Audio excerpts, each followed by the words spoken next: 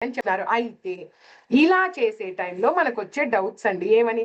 మాతాజీ, మరి ఇప్పటిదాకా మనం భక్తి మార్గంలో లేము కదా, మరి ఈ పూజ ఎలా చేయాలి, ఆ నైవేద్యం ఎలా పెట్టాలి, ఈ చాంటింగ్ జపం ఎలా చేయాలి మనకి తెలియదు కదా మాతాజీ. మరి మొదటిసారి చేసే క్రమంలో ఏదైనా పొరపాట్లు చేస్తే నాకేదైనా పాపము కానీ ఏదైనా తగులుతుందా కదా, నాకేదైనా చెడు కర్మ వస్తుందా? చాలా మందికి డౌట్ ఉంటుందండి. దాన్ని భగవంతుడు క్లియర్ చేస్తున్నారండి. అంటున్నారు, పరమ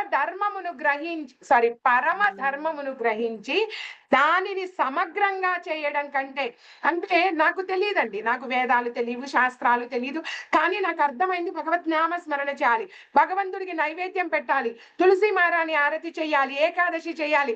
దీన్ని నువ్వు పర్ఫెక్ట్ గా చెయ్యకపోయినా, నీకు తెలిసిన విధంగా చేసినా కూడా దయచేసి అందులోనే నెలకొని ఉండు, అందులో నుంచి బయటికి రాకు. అలా నువ్వు చేస్తూ చేస్తూ నిదానంగా ఒక్కొక్క విషయం తెలుసుకుంటూ అభివృద్ధి చేసుకుంటూ ఉన్నప్పుడు నిర్దేశించబడిన కర్మలు ఎన్నడూ పాపభూయిష్టములు కావు.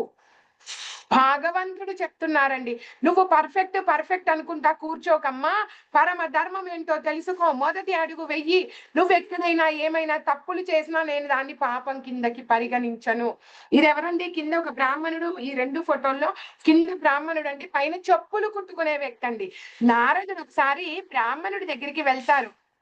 వెళ్తే బ్రాహ్మణుడు అడుగుతారు, నారదా, మీరు ఎప్పుడు కూడా భగవంతుడి దగ్గరికి వెళ్తూ ఉంటారు కదా, ఈసారి కృష్ణుడి దగ్గరికి వెళ్ళినప్పుడు నేను ఎప్పుడు ఆయన దగ్గరికి వస్తానో అడిగిరారా అని.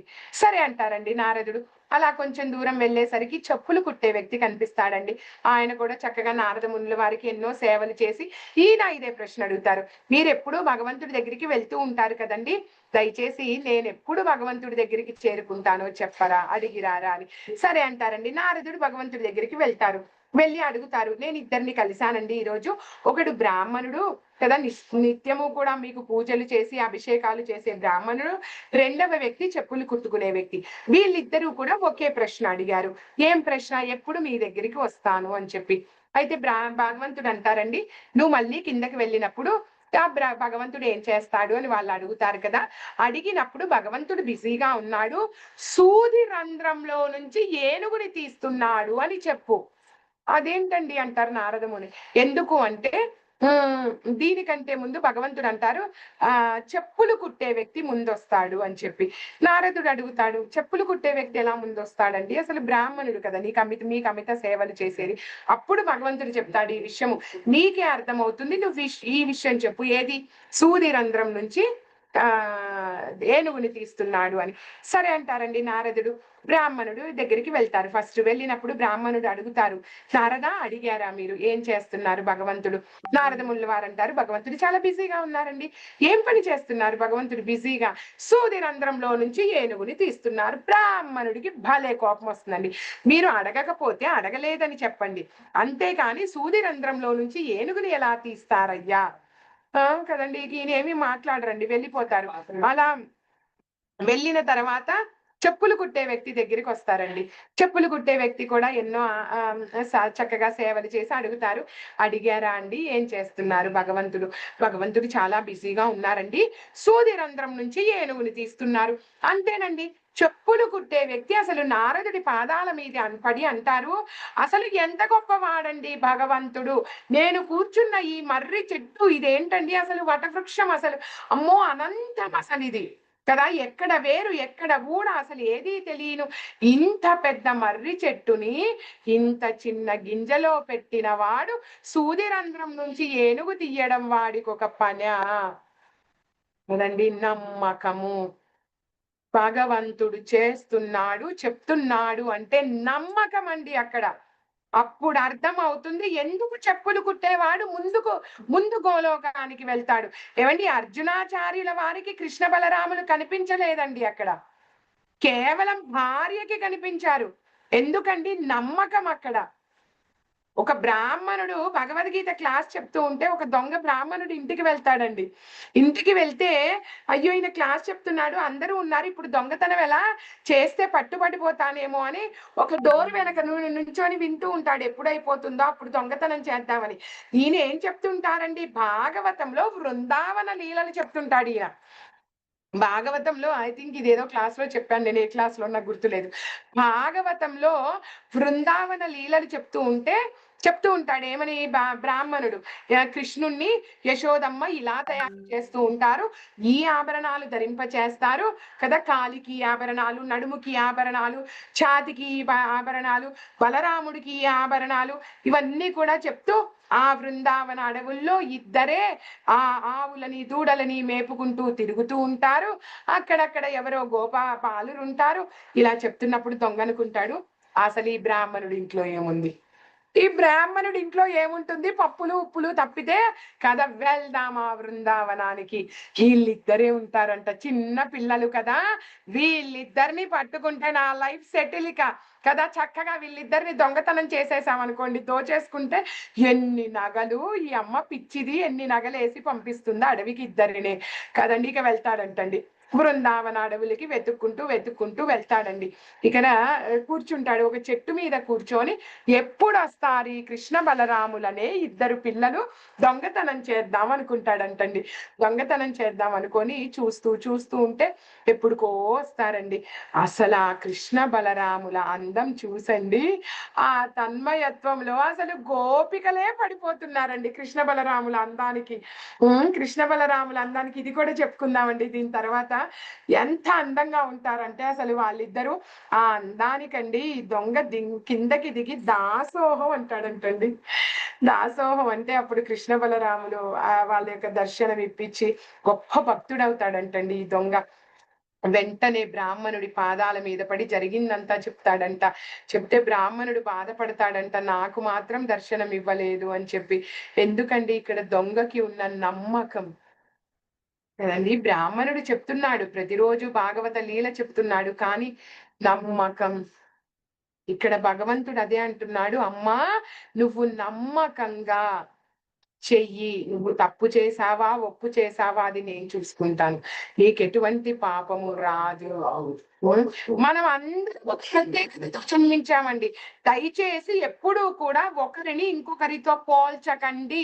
ముఖ్యంగా మన తల్లిదండ్రులము టీచర్స్ మండి, ప్రతిసారి మన పిల్లల్ని పక్కన వాడితో పోలుస్తూ ఉంటాము కదండి. వాడు చూడు ఎలా చదువుతున్నాడు, వీడు చూడు ఎలా ఉన్నాడు కదా, నువ్వేంటి ఇలా ఉన్నావు.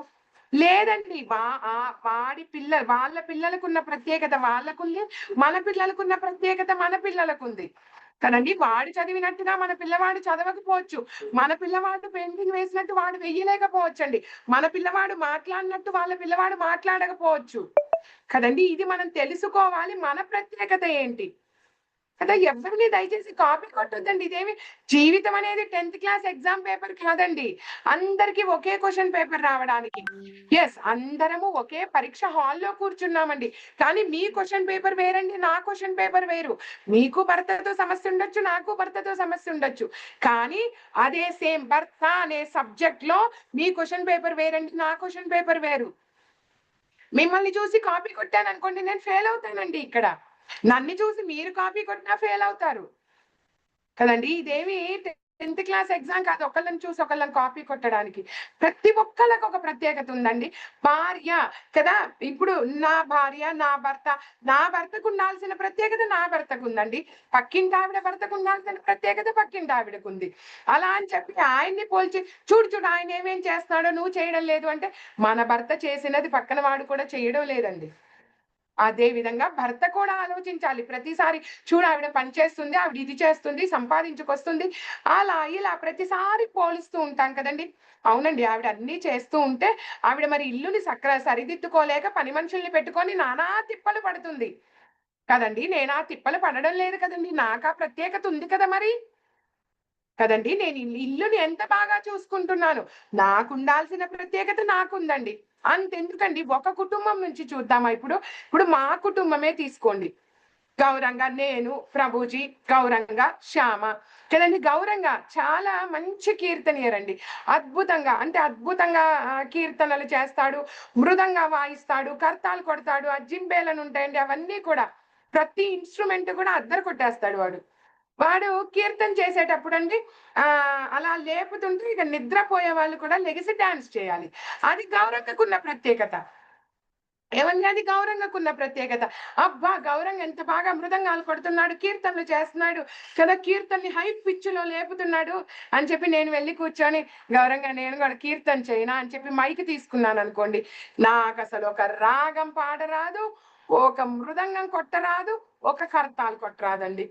ఆల్రెడీ డాన్స్ చేస్తున్న వాళ్ళు నేను కీర్తన చేస్తున్నాననుకోండి, వచ్చి నిదానంగా ముందు కూర్చుంటారు. ఇక తర్వాత ఈవిడేదో జోల పాడుతుందనుకుంటా అని నిద్రపోతారండి.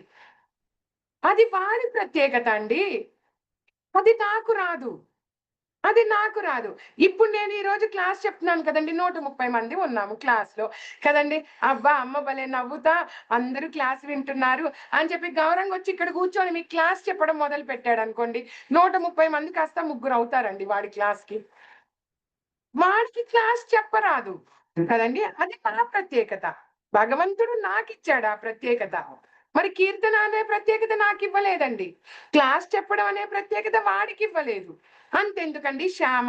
శ్యామ అండి దానికింకా తెలుగు చదవరాదు. ఇప్పుడిప్పుడే నేర్చుకుంటుంది అన్నీ కూడా. దానికి తోడు అది స్కూల్‌కి వెళ్ళదు. Home schooling. 5, 6 సంవత్సరాల పిల్ల.